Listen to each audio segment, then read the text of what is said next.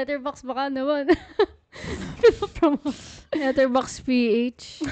Sponsor. O baka Pro member, kahit yun, patry lang. patry lang. Oo, patry lang. Patikim naman. Take 2 Talks.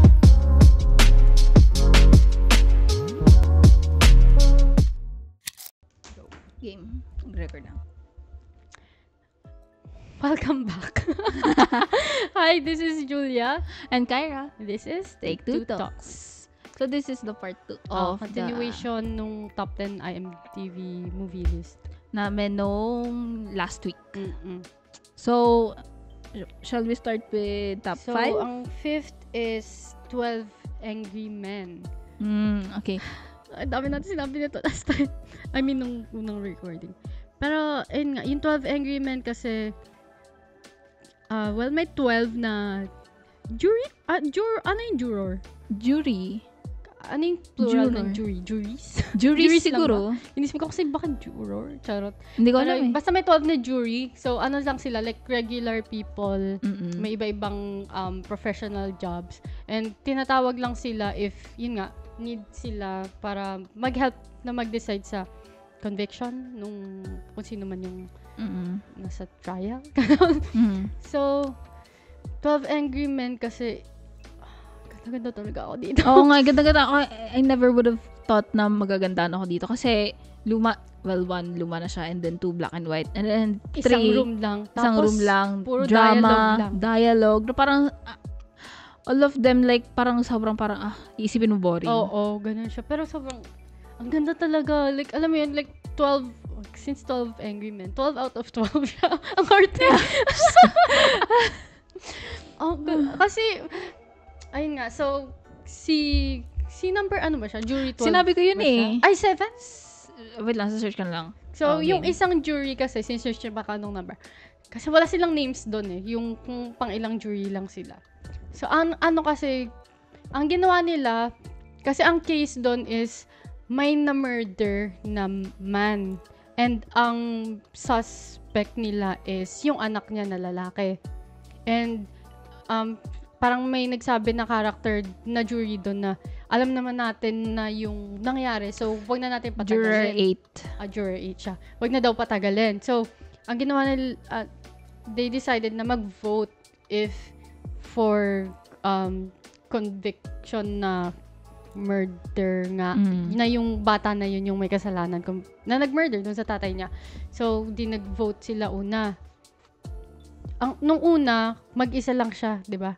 Mag-isa lang siya na hindi siya nag-agree nga sa decision. Na guilty daw yung bata. Yung bata. Yeah.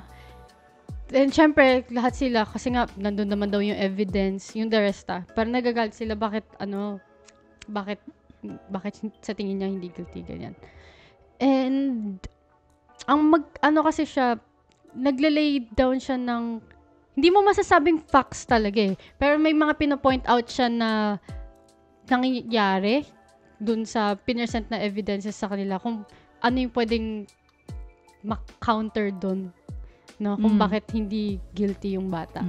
So, yeah. Sobrang niyang parang binibigyang halaga talaga yung buhay ng bata. Kasi hindi lang throw away thing yung buhay ng isang tao. Kahit na sabihin mong guilty nga siya, pero you don't know for sure. So, what if you kill an innocent person? Yun yung iniisip niya. Kasi yung mga ibang mga juror doon, or juries, hindi ko alam. Mga jury doon, sinasabi nila, let's go. gusto nila umuwi. Gusto nilang umuwi or may pupuntahan silang game, Mm-mm. may sports event. So, parang, tara, sige na, guilty na yan. O, tara na, tas gano'n. Pero siya, parang he gives, like, importance to a life of a living being. And then, Tsaka wala kasing reliable witness. oo, yun. Like, yung witness is, ano yun?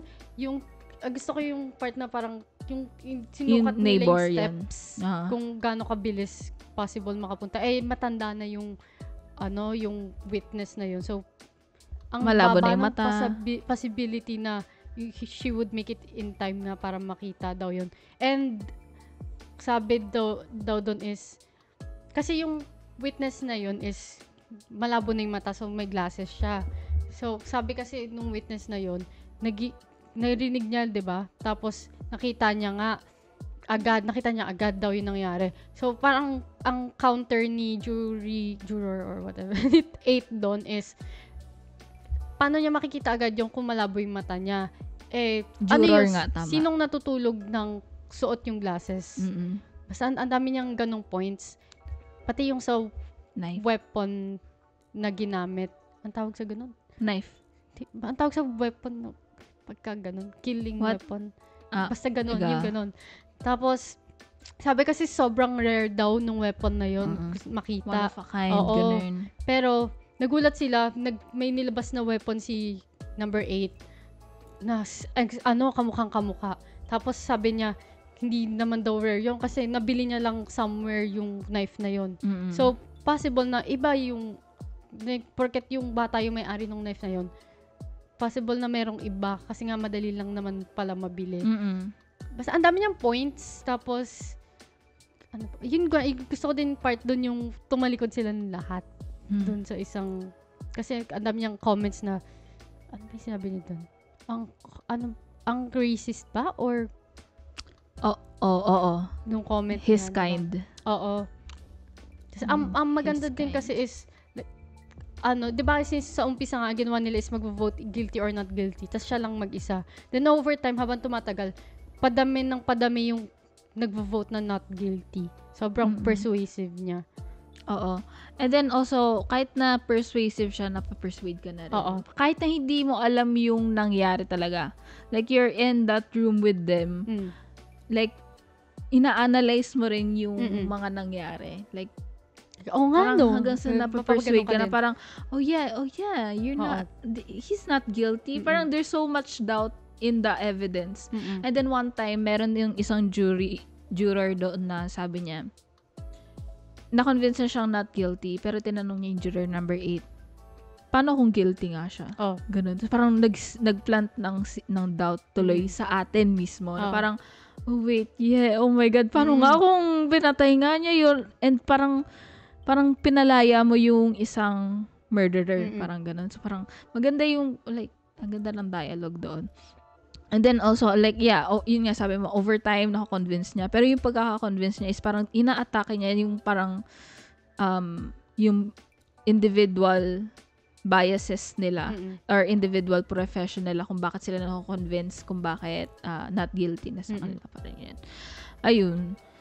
Tsaka yung pag-convince niya kasi, ang in-a-calm manner. Yeah. Oo. Very parang level-headed. Hindi siya yung nakikipag-away. Hindi argue yung hindi argumentative. Kumbaga, argument yung ginagawa niya. Syempre sa sabi nung kung bakit hindi guilty. Pero yun nga, calm lang. Kasi meron doon character na sobrang, ewan ko ba, may anger issues ata. May anger issues. Kasi di ba parang may problema siya sa mga children, teenagers, something din. So, siya yun nga, may diba? Parang galing niyang actor. Parang, yun pagtuduro niya. Parang, nakakainis siya. Parang, yes! Parang nakakainis siya, pero ang galing, wala lang, ang galing lang niya umarte. Parang, convincing talaga. Tsaka parang hindi mo mahalata na luma siya. I mean, halata mo luma siya. Pero kasi since it's in a single setting lang, hindi mo siya makikita yung, hindi siya dated. Saka untimeless niya. Like, anytime mo siya panoodin, maganda pa rin. Sa akin, siya yung perfect film. Wow. Wow. Yeah, tsaka, yeah. Actually, rin yata siya assignment din siya assignment din siya. So, parang, buti na lang ipina-assignment sa kanya. Ha? Ganyan sa amin. Nainggit. Yun. Ayun. Maganda siya. Pero yun nga din, siya din yung type ng film, like Schindler's List, hindi, kahit once mo lang siyang panoodin. Pero you need to see it. Parang gusto ko ulit panoorin. Siguro, pero yun nga, parang basta makita mo siya once. Oo. Ma-appreciate mo siya agad. Yeah. And then, so, ang top 4 ano yun? Godfather 2. Okay. So, should we same na lang din. Kasi yung Godfather 1 is top 2. So, same discussion na lang. So, take it away. Ikaw yung mas nagustuhan mo yung 1, di ba? Oo, ako. Mas gusto ko yung 1 kaysa sa 2. Kasi mas gusto ko yung si Vito. Yeah. Don Corleone. Si Don Corleone. Corleone? Corleone. Oh, sige. Ayun, mas gusto ko siya kasi nakakatakot siya, pero hindi in a way Hindi na... mo mafe-feel na parang in danger ka kasi pagkasama mo siya, unlike kay Michael. Si Michael kasi, in sa Godfather 2, nagbo-burst na lang siya na parang, ewan ko, iba yung pamamalakad ni Michael kesa kay Don Vito. Kumbaga kay Vito may mafe-feel kang warmth. Kay si Michael kasi as in, parang lifeless. Parang ganun siya. Grabe na kasi yung cold pressure nung ano. Pero ayun nga, which ayoko yung nangyari kay Michael. Pero ayun nga, diba yung sinabi ko sa'yo, may nabasa akong comment before na maybe life gave him a choice, an offer he couldn't refuse. Kasi wala talagang ibang take up sa family business nila. Kundi siya. Yung kaya gawin. Excited. Tapos, ayun, parang kasi sa 1, very in tune with the roots talaga. Yung pamamalakad ni Vito. Yung Italian roots nila. And then sa 2, parang Americanized. Kasi gusto mag-expand ni Michael. And yung maging legitimate yung business nila or yung family nila. So, parang gusto niya makipag-partners sa mga senators US yeah. senators gano'n. And yung pinoint out mo nga nung sa before na yung umpisa ng Godfather, 'di ba?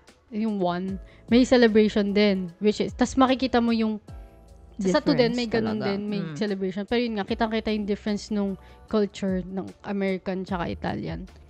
Oo, kasi yung celebration ng part 1, sama-sama pa silang family nila. I mean, kasi ganun, wedding talaga. Yung kasi, yung Italian kasi very, family-oriented. Sa family, oo. Yeah. Tapos, yung music, pati sa music. Alam ko, oo. Yun. Tapos, ang happy lang talaga nila. And then, very Italian talaga yung family nila. Tapos, yung sa part 2, sobrang iba ng vibe. Yung may isang Italian man doon na sinasabi niya, what is this song? Parang ganon. Parang, this is not proper Italian, ganon. Tapos pinagtawanan lang siya doon. Diba? Parang, so sad to see them like, fall apart. Tapos, pero, siguro kung di mo pa napapanood yung Godfather, spoiler to. So, spoiler alert. So, yun nga, diba, sa bandang dulo ng Godfather 1 kasi, namatay si Apollonia, yung first wife ni Michael. So, kumbaga, parang yun na daw yung last straw. Parang after nun, kasi yun na yung naging sobrang cold si Michael. And, nag-start na siya talaga mag-descent. Although yung first na ginawa niyang involvement is yung binaril niya pero after that lumayo naman siya. Tapos yun nga daw, si Apollonia kasi is like a may quotation marks since baka nasa Spotify ka. Proper Italian wife, Sicilian wife, ganon. Kasi if si Apollonia daw is nagstay as wife ni Michael, hindi siya mangingialam sa business kung paano man pa malalakad ni Michael. Pero since si Kay, yun nga, American and tas teacher pa siya, di ba? Syempre, yung morals niya, ibang-iba talaga. So, kaya syempre, nakikita niya na may mali sa ginagawa ni Michael. Kaya, yun nga, nangingialam. Kumbaga, pagka si Apollonia mas magiging submissive daw kay Michael. So baka kung si Apollonia daw nagstay as wife ni Michael, baka hindi siya ganon. And then, sabihin ko lang din, yung sa part 1, yung pinanood ko, wala talagang subs ko. Ni isang subs na Italian parts. Wala subs. Kaya nung mga unang parts doon, syempre may mga Italian dialogue din sila nung mga nandun para sila sa Amerika. Parang may mga, merong Italian, pero magigets mo in context, context parang ganon. Pero nung pumunta na si Michael sa Italy, sa Sicily Ay, ang talaga, dami doon. Diyos ko, Puro, siguro, okay. Pero nagets ko naman na, yung daughter, may something na daughter, si Apollonia, ganon. And then gusto ni Michael, si Apollonia, ganon. Pero, kaya hindi ako na kay Apollonia. I didn't feel anything. Ganun ba? O, ganun lang talaga. Did you feel anything kay Apollonia? Naawa lang ako kasi syempre parang nadamay kasi siya. Ganun. Okay. Pero ang cute niya, ganun. Wala ko Pero naiintindihan sa sobrang kanya. short lang nung... Yeah, short lang. Pero ayun, wala ko naiintindihan. So, maybe I would watch it again in Pag the may future. subtitle. Pag may subtitle. Pero kasi wala akong ibang panonooran eh. Wala kasi sa Netflix. Wala nang Dati alam ko na meron Godfather dun, pero pinalis na yata. So, ayun. Wala siyang pirate. Sa website na walang subtitle ng Italian. So, ayun. Tas, sabi mo nga din nun na mas gusto mo si Michael sa 1. Mas gusto ko si Michael sa 1 kasi meron pa siyang humanity. Oo, yun nga, may humanity. Medyo baby boy pa siya doon. Ako naman kasi, kaya ako lang naman siya sa gusto sa 2 kasi para sa akin, mas pogi siya doon. Mas pogi siya doon? Para sa akin. Tignahalta yung type ng mga tarantado. Joke lang. Joke. Pero yun nga. Diba sabi ko nga sa'yo, may scene doon na sobrang, actually, ang tawag doon sa improper. Basta improper siya na gustong-gusto ko yung part na yun. Pero ang pogi niya doon. Alam ko, alam yung sinasabi mo yung abortion scene? Oo. Like, parang halos everyday ko pinapanood. Yung part lang na yun, na, like, ni-record ko, hindi mo scene, like, ni-record ko lang yung part na napapugian ako sa kanya. Play mo dito. Parang deserve yung makita. Ang pogi-pogi. Ayun na. Girl, yung abortion scene, that scene was shocking. Parang, grabe yun. Parang doon mo talaga nakita na kung gano'n na siya gano'n na siya kalalim sa hell. Charot. Oo. Gano'n, gabi. Grabe no. He put his whole body into that hit. That, ano tawag? Slap pussy. Ano sinabi niya? Kasi he put that, kasi diba pag ginagamit yung joke na he put his whole slap pussy. Into it. Oh my God. Ayun. Pero yun nga, hindi ko na pinanood yung 3. Hindi siya nire-recommend for me daw to watch na kasi hindi daw maganda nga yun. Hindi ko alam if I'll give it a chance someday. Pero yun. Pero for now, hindi ko na muna siya papanoodin. So, ayun nga. Okay. Tapos yung sa part 2 pala, diba? Si Robert pala. Yeah, si Robert De Niro. May hating yung rise ni Robert De Niro ni Vito Corleone and then the fall of Michael Corleone. Mas gusto ko talaga yung part ni Vito. Kaya alam mo yung times parang kunyari sa Game of Thrones, pag iba-iba yung yung characters na sinusundan mo, tapos magka-cut to another character's storyline na naman. Parang okay na ako doon, parang na-excite na ako sa storyline nito, tapos biglang magka-cut na naman, parang okay. Parang ganun yung feeling na feel ko doon. Kasi ayun nga si Vito kasi sobrang different nga nila ni Michael talaga.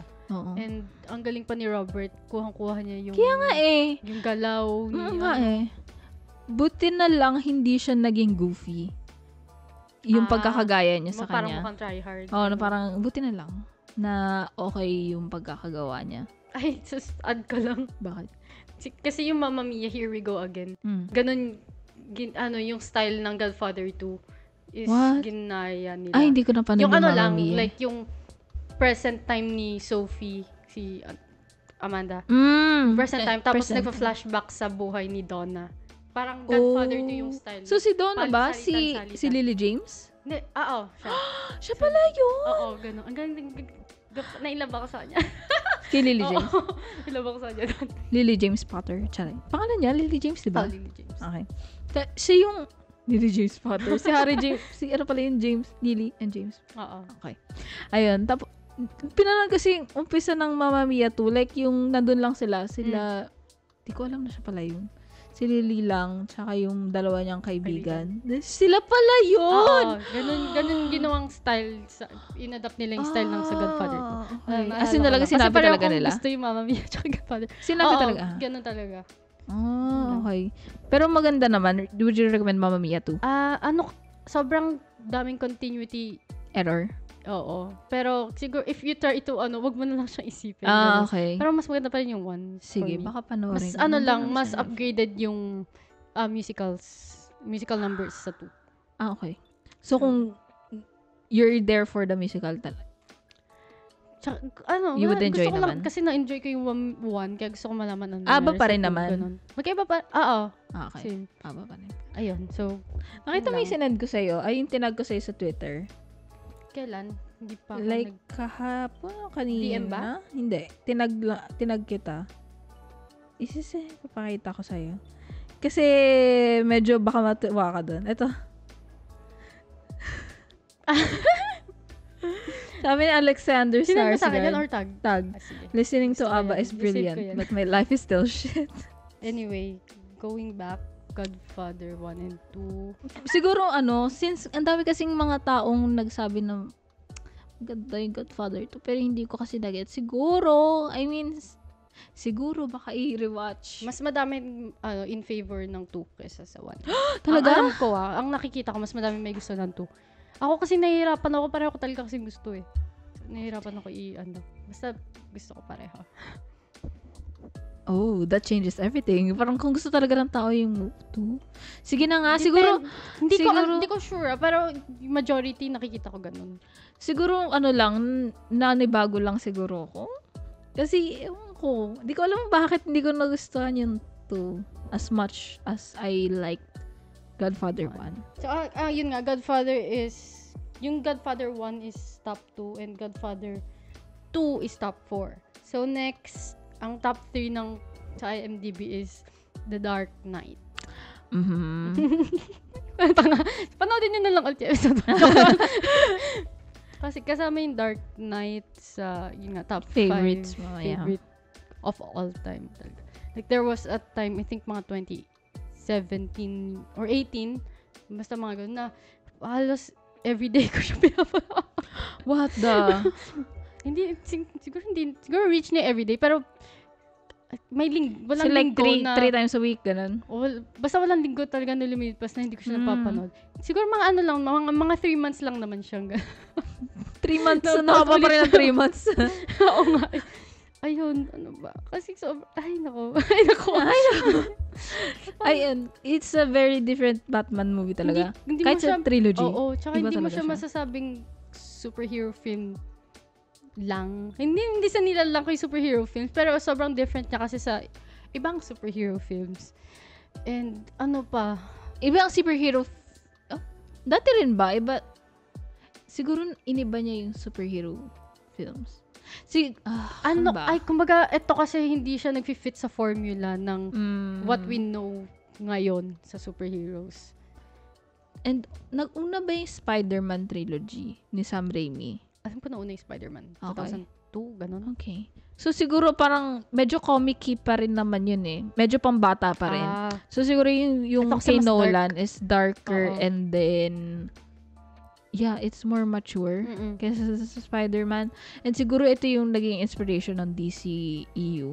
Kasi diba darker. Okay. Pero Pero maganda kasi yung pagkagawa ni Nolan. iba pa rin. Parang Oo. siguro yung element lang ng darker and Hindi literal dark yung screen. Yung, nako. Tsaka yung difference kasi, yun nga, kahit nauna yung Spider-Man, ayun kasi, like, may supernatural. Which is, yung gusto ko sa Batman is human. Grounded. Human talaga sila. Grounded to reality pa rin. Yeah. Kaya one of And my then that's parang di ba sinabi ko na yun sa'yo? Parang ayoko ng Batman kasi ayoko ng boses niya. Oo. Ang weird talaga. Hindi ko ba't niya ginagawa? Hindi kasi si Rob, ba't hindi naman niya ginawa? Hindi masyado kay Rob. Tapos sa una, yung dati, wala akong maalala na nagaganon din siya. Hindi ako nanood ng ibang Batman. Ito lang natin yung Okay. Pero yun nga, hindi ko Parang, maalala.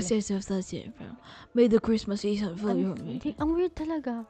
Hindi ko yun yung una kong impression kay Batman parang corny. Nung bata pa ako noon parang kaya hindi, Pero nag-distance na ako sa if Batman. you think about it, bakit niya kailangan gawin yung Like, ang hirap niya voice. intindihin. Ang for me. raspy, ang lalim. Tapos, feel ko ang sakit-sakit sa lalamunan pag gagawin mo yun. Pati hindi lang siya mag-invent ng voice changer. Kaya Ayun naman nga yun eh. Feel ko pwede naman, baka ayaw ni Nolan ng effects. Charot. Pati yun, joke lang, Nolan. Ay, nakikipag-joke kay Nolan. Dapat suotin ko ngayon yung shirt ko na Nolan eh. Dapat tinuloy ko kasi kasama siya. Arte. Ayun. Hindi. Kasi, kasi nga napag-usapan na to sa ibang episode. Pero yun nga, yung portrayal pa ni Heath Ledger, rest in peace, sa Joker. Sobrang, ano ba? Hindi mo maiisip, actually sobrang in character na hindi mo maiisip ay si ano to Heath Ledger or kung sino mang ibang actor pa Kasi iba yung, hindi siya ganito yung mga roles niya dati. oo. Mga romantic comedies, yung mga roles niya dati. Yun yung mga, doon siya known si Heath Ledger. Pero yun nga, feel ko kahit na sabihin natin ibang actor yun, parang sobrang, separate mo siya from the character, yung artist. Isip ko, wala lang, parang si Heath lang yung nakita kong ganong portrayal. Kay Joker Although, yung sa Gotham nga, parang Joker si Cameron Monaghan. Pero, iba pa rin yung... Kasi parang naging blueprint na si Heath Ledger. Parang, pag nagiging Joker, parang siya yung tinitignan. kino-compare or parang, ay, he's doing a Heath Ledger. Or he's doing... Parang ganun. Parang kahit na ibang role, kunyari, let's say... si John ng another movie, parang he's trying to act crazy, parang he's trying to act Heath Ledger, parang ganun. Parang yun na yung nagiging reference point ng mga tao. Yung kay Jack Nicholson kasi hindi ko siya masyado maalala kasi bata-bata pa ako nung napanood ko yung portrayal niya ng Joker. Yeah, wala akong masabi tungkol doon. Naalala ko lang yung smile yung kasi niya talaga, tsaka yung kilay.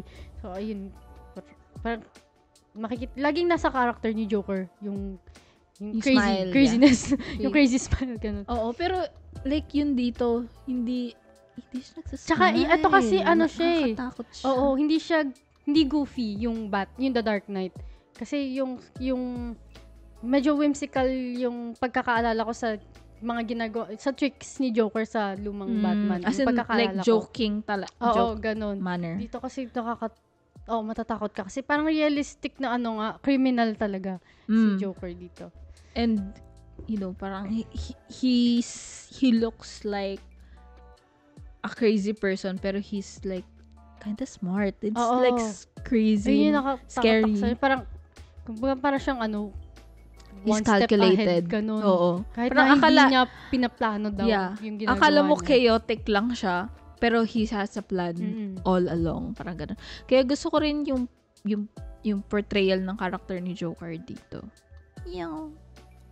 Ayun. R.I.P. Ang ganda niya talaga.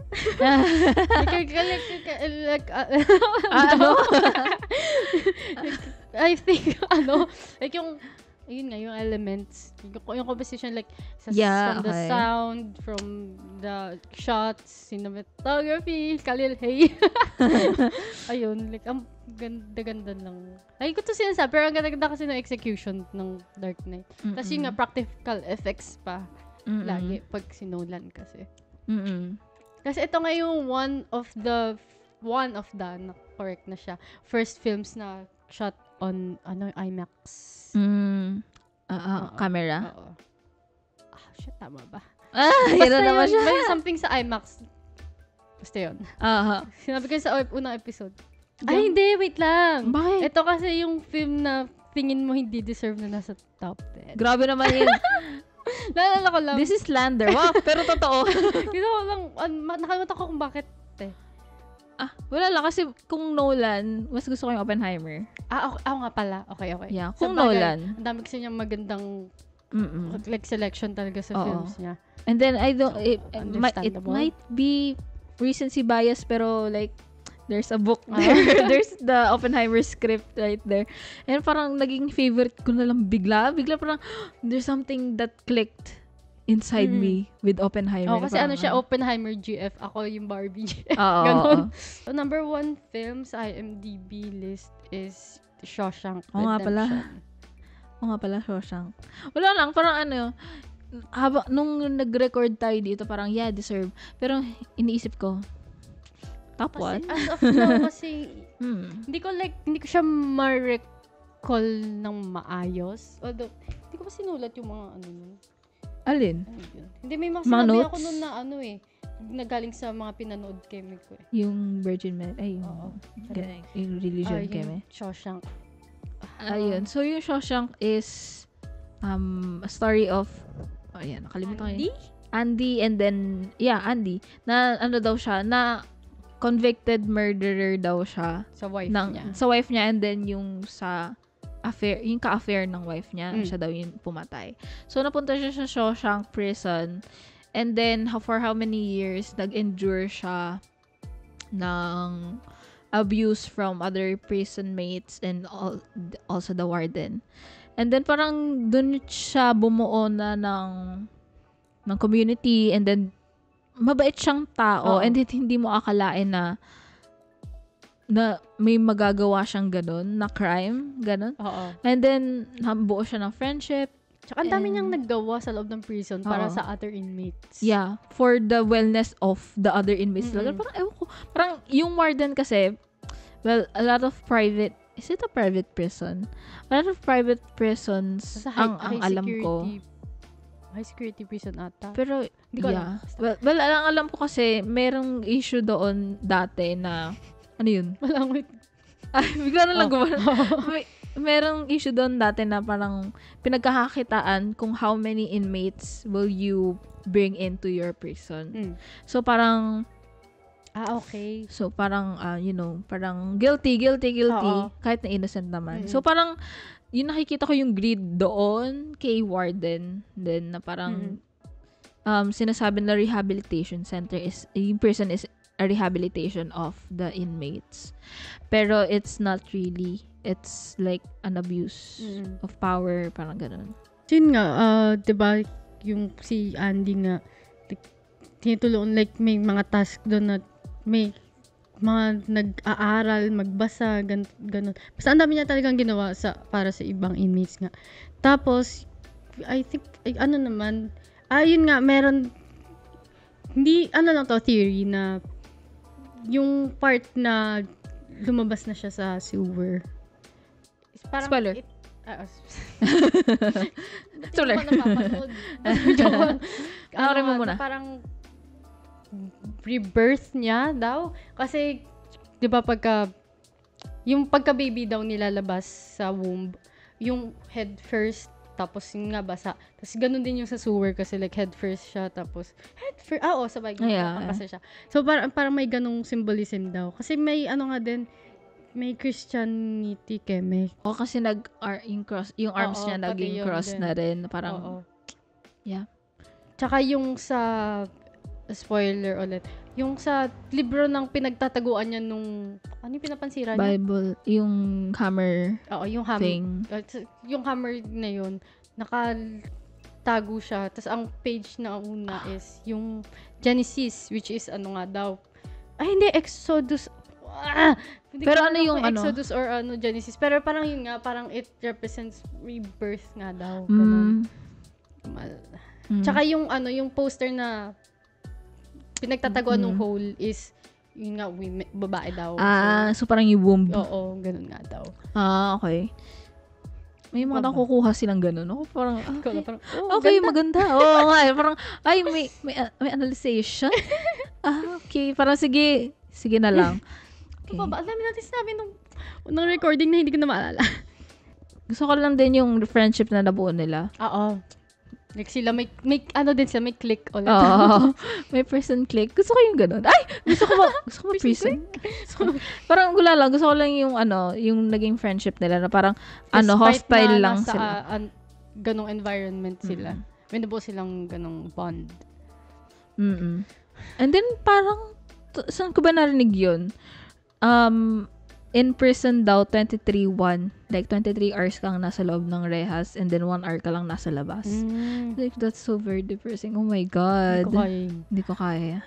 You know, hindi ko naman masabi people pleaser, pero kinda like, you know, parang magigets mo kung bakit marami magugustuhan to. Kasi it has a very satisfying ending. Oo.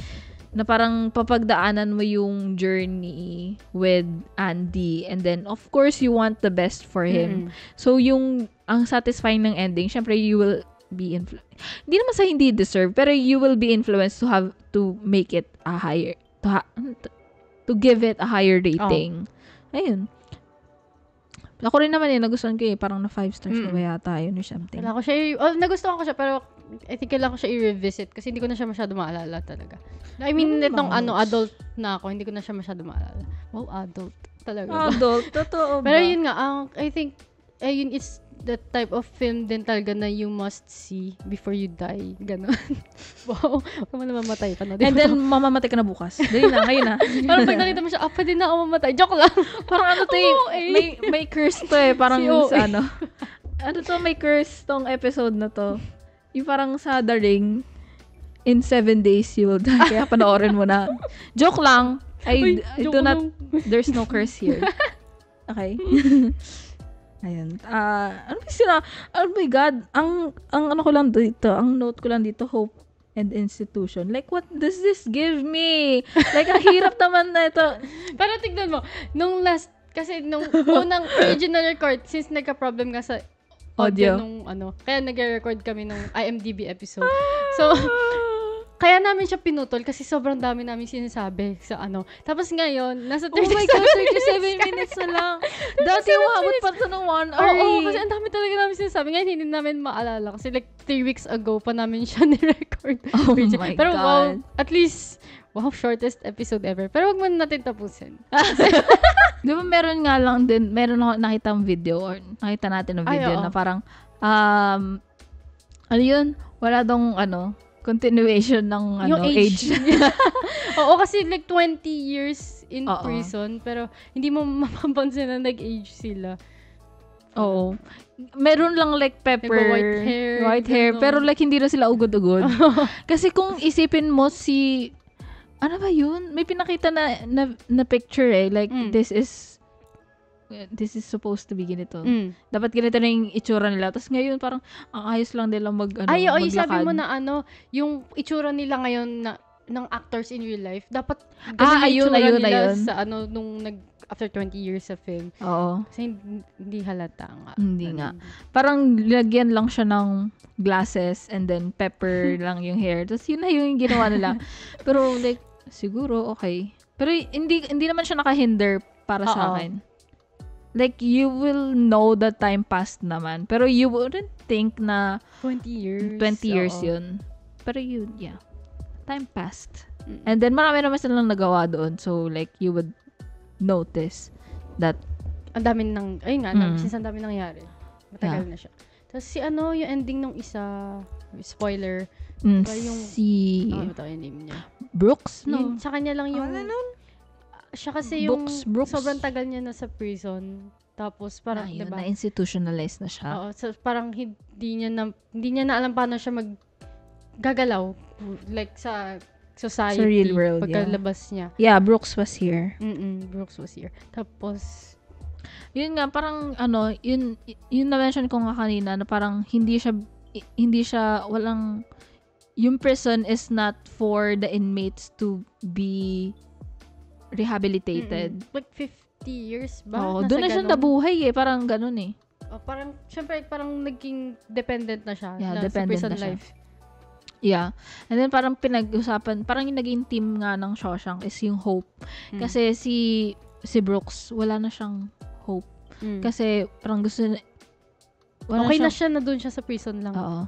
And then, but Andy has, still hope din, parang nag-continue pa rin siyang na makalabas.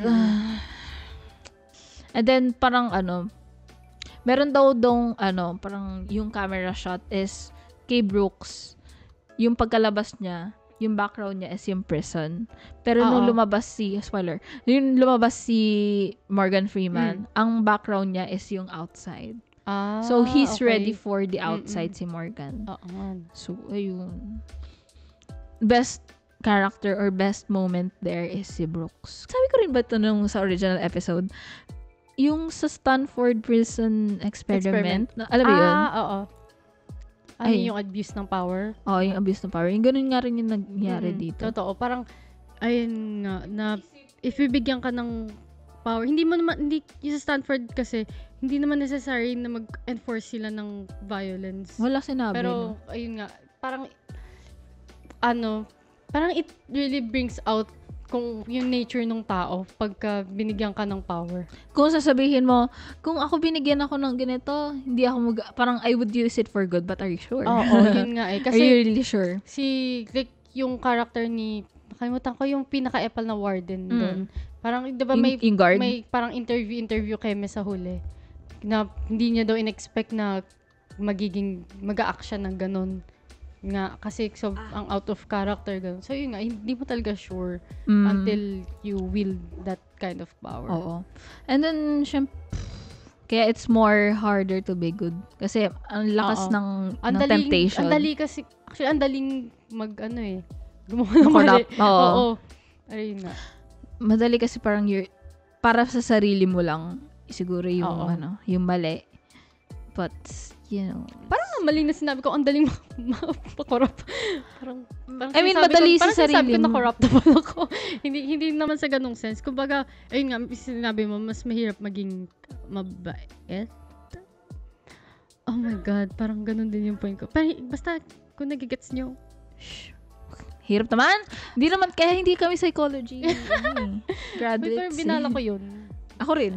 Diba? Ba't kaya ganun, no? Parang nasa top choice yun ng students. Ba't kaya, no? College students. Actually, mga kaklase ko rin dati nun, gusto rin nila dati mag-psychology as in diba? lahat sila. Parang, what the? Ganun talaga. What? They need to study that sa psychology. No. Okay, another thesis. Thesis idea, go. Credit nyo na lang kami. Pero under the name Take Two Talks. Nag-promote pa rin doon. Ayun. Baka not really, baka we don't want to study psychology. Baka we need therapy. Speaking, ay naman siya, rich na yung pagpasok ko nito. Pero, speaking of psychology and therapy, go. Let's support The Missing or Iti Mapukpukaw for the campaigning ng Oscars 2024. So, kaya ko lang napasok siya sa psychology and therapy kasi it deals with, trauma. Childhood trauma. So, ayun nga, Oscars, ito nga yung, natin, Best International Feature and sa Oscars 2024. And yun nga, what you can do to help is repost, lalo sa Twitter, retweet, quote, tweet, like, reply sa tweets. Para mas madaling makita yung tweets, you can check yung Twitter ng The Missing PH. Madami silang nire-retweet and mga pinopost na galing sa other critics. Ganon. Ayan. So, going back, Shawshank. Wala nung sabi sa Shawshank. Oo nga. Wow, shortest episode ever.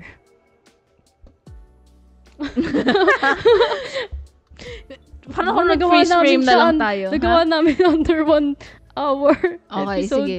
Okay, gusto na pwede na ba tating mag-end? Wait lang, ano pa bang pwedeng sabihin sa IMDb? Wala na. IMDb, please diversify your movies. At least sa top 10. Ayun nga, like, sinabi mo na mostly for like, white men, white old men.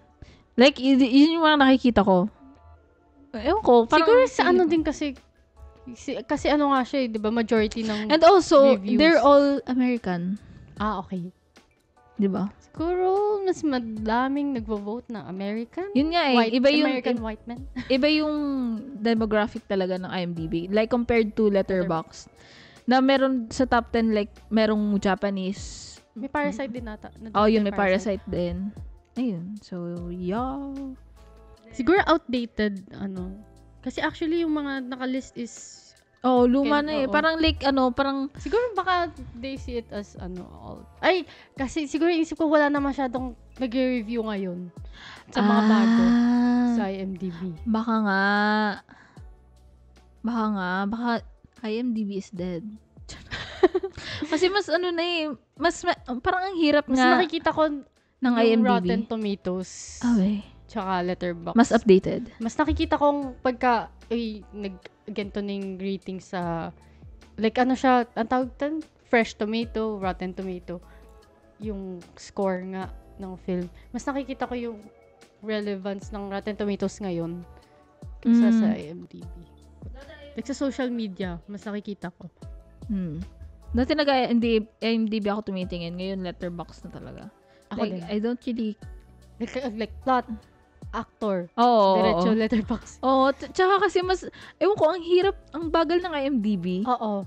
Tsaka ang pangit ng website Hindi ko alam nila. yung app nila, hindi ko pa na-try gamitin. Ako, hindi Pero rin yun eh. nga, ang friendly ng interface ng Letterboxd. Wow, Letterboxd baka naman. Letterboxd PH. Sponsor. O baka Pro member, kahit yun, patry lang. patry lang. Oo, patry lang. Patikim naman. Yung kahit yung change poster lang. Tsaka gusto yung may head, may picture. Pag nag-review ko, may pictures. Pero hindi ko pa rin hindi ko pa rin ma-justify para sa Bakit sarili kayo kung gastos? bakit gastos ng pro member. Tapos yung ano mo bigyan lang. na kami free. 1 year. Kapal na mukha. Tapos like yung mga re-review mo lang is like, Lalo pag sa, yun nga eh. mag-review. Puro joke lang. Parang kung one-liner lang. one-liner, yun nga, one-liner joke. Tapos magpo-pro member ka like, May ganda, ang maganda pa ng picture na header, tapos may ang ganda ng poster. Tapos yun lang, walang kwenta yung sabihin. tapos lang kunyari, Winona Ryder Supremacy. Mga ganun lang. Ganun klaseng review yan. Ay, nako. Okay, so that's... Ayun, yun na yung our discussion sa top 10 IMDb films based sa user reviews. So, nakalimutan ko yung sabihin. Ayun, thank you for tuning in. Thank you for Follow us tuning along. in. This is Julia. And Kyra. And this is Take Two Talks.